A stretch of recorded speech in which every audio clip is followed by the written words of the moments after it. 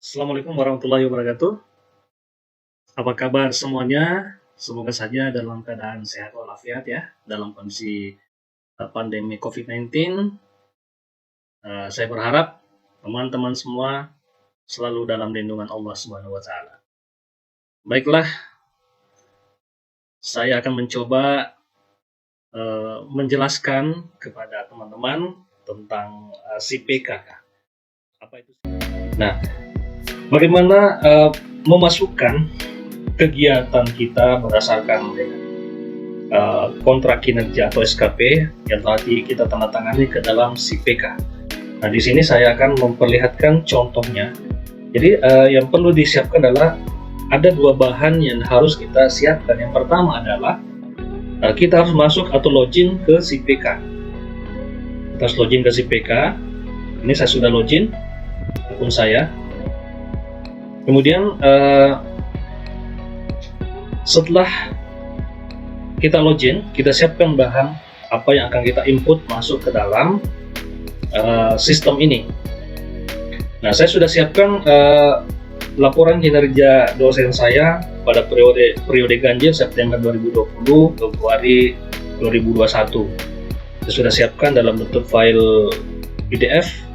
Jadi gunanya ini nanti tinggal saya copy paste saja kegiatan-kegiatan saya yang meliputi Tridharma Perguruan Tinggi. Jadi nanti ini tinggal saya copy paste masuk ke dalam sistem. Kemudian semuanya ini tinggal saya copy paste saja. Narasinya atau deskripsinya ini persis sama, saya input saja langsung ke dalam si PK. Nah, kita coba lihat dulu bagaimana caranya menginput masuk ke dalam si PK. Ya, saya sudah berada di halaman beranda dari akun si PK saya. Untuk menambahkan kegiatan yang akan saya masukkan dalam si PK ini, yang harus saya lakukan adalah saya pergi ke sini di catatan kegiatan, lalu saya akan pergi untuk mengklik tugas pokok. Tugas pokok itu adalah semua yang ada dalam perjanjian kinerja atau di dalam SKP. Sedangkan tugas tambahan itu adalah kegiatan yang dilakukan yang tidak ada dalam kontrak kinerja. Nah, apa yang dilakukan di sini? Untuk menginput kegiatan-kegiatan yang dilakukan, saya akan mengklik ini, buat catatan kegiatan baru. Ya, diklik.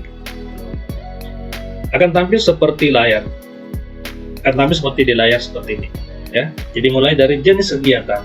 Di sini ada dua pilihan, Bapak Ibu. Ada output dan ada proses. Nah, apa yang kita pilih? Yang kita pilih adalah output. Kemudian ada tanggal kegiatan sampai dengan mulai tanggal kegiatan sampai dengan kapan. Nah, apa yang saya masukkan di sini? Karena ini penilaian SKP tahun 2021, Bapak Ibu. Jadi tanggal kegiatan yang harus kita masukkan di sini adalah mulai Januari sampai dengan Februari. Karena dia adalah output kegiatan kita ini berakhir di bulan Februari. Ya, jadi kita harus masukkan di sini Januari, tanggal kegiatannya Januari, kemudian berakhir di Februari 2021. Walaupun yang kita masukkan nanti untuk dosen itu adalah LKD ganjil September 2020 sampai dengan Februari 2021. Ya. Nah,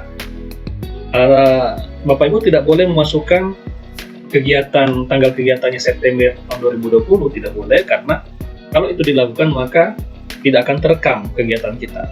Dan ini terkait dengan output yang dilakukan, maka seharusnya yang dituliskan di sini adalah sejak Januari sampai dengan Februari sebagai akhir kegiatan tahun 2021. Begitupun dengan tendik, ya, tendik juga sama, ya, jenis kegiatan output, tanggal kegiatannya kapan, itu sejak mulai Januari sampai dengan nantinya Desember, ya, itu kan dilakukan setiap bulan. Kemudian apa uraian kegiatannya? Apa uraian kegiatan? Jadi uraian kegiatan untuk tendik, uraian kegiatan itu adalah rincian kegiatan di SKP. rincian kegiatan di SKP.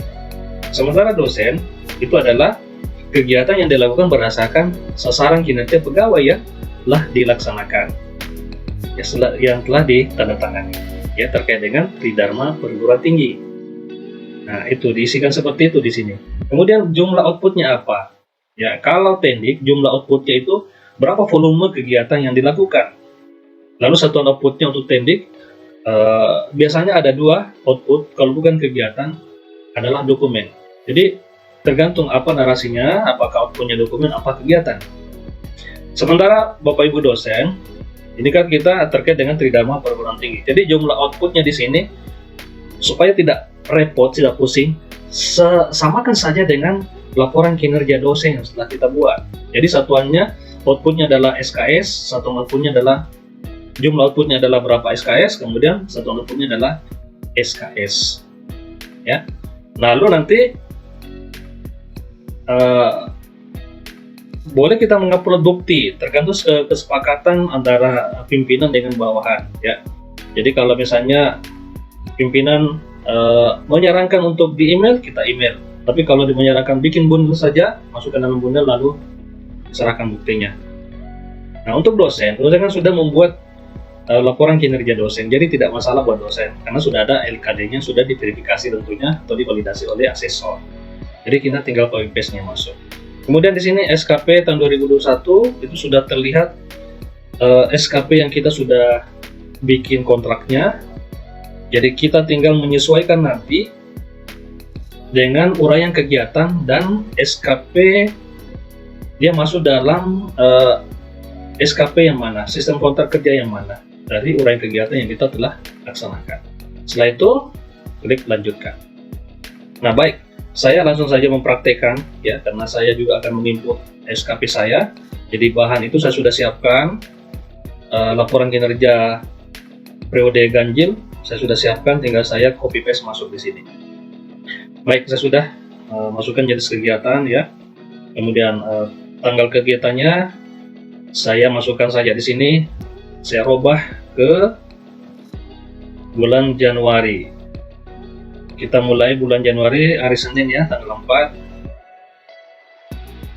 Kemudian kita sampai dengan akhir dari Februari, tanggal 26 Februari. Ya, setelah itu kita masukkan uraian kegiatan. Uraian kegiatannya kita tinggal copy paste ini, copy.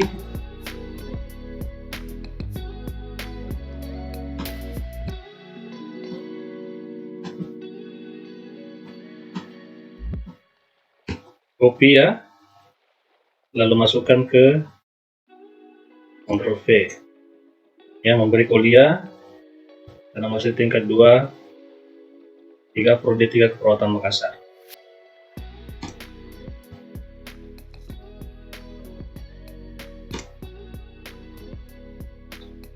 Berapa jumlah outputnya? Ya, saya hanya melihat dari sini jumlah outputnya adalah ini yang saya lihat 0,38. Tuliskan saja 0,38. Outputnya adalah SKS.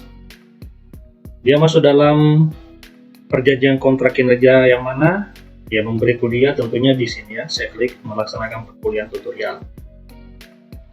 Setelah itu saya lanjutkan. Simpan. Nah, Bapak Ibu sudah bisa melihat sudah ada tanggal kegiatan yang sudah saya masukkan, ya, tanggal mulainya, tanggal selesainya, kemudian uraian kegiatannya apa, outputnya, jenis kegiatan output, jumlah kegiatan 0,38 SKS. Ini statusnya belum dibaca atasan, berarti atasan belum membaca daripada inputan saya ini. Begitu seterusnya. Jadi saya buat lagi, buat catatan kegiatan baru, pilih kembali output, tanggalnya sama, ya. Kita ke Januari tanggal 4, kemudian berakhir di Februari tanggal 26, ya. Nah, kita isi lagi uraian kegiatannya. Saya ke nomor 2, ya, sampai ini semua saya copy. Ini juga nanti kita akan input ya. Saya masukkan lagi supaya rapi. Saya backspace.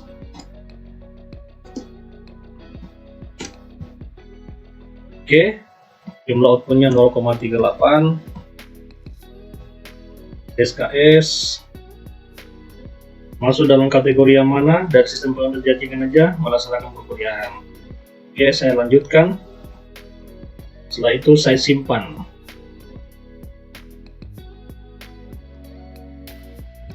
Akan terekam kembali di sini. Ya.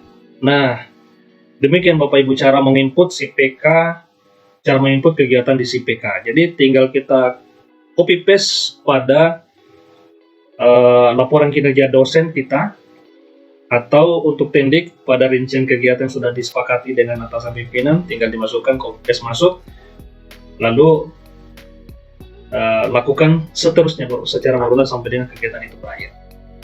Baik Bapak Ibu, saya kira cukup sekian untuk penjelasan saya ini, mudah-mudahan bisa mencerahkan bagi Bapak Ibu dan memudahkan dalam inputan CPK. Terima kasih atas perhatiannya dan selamat mencoba. Assalamualaikum warahmatullahi wabarakatuh.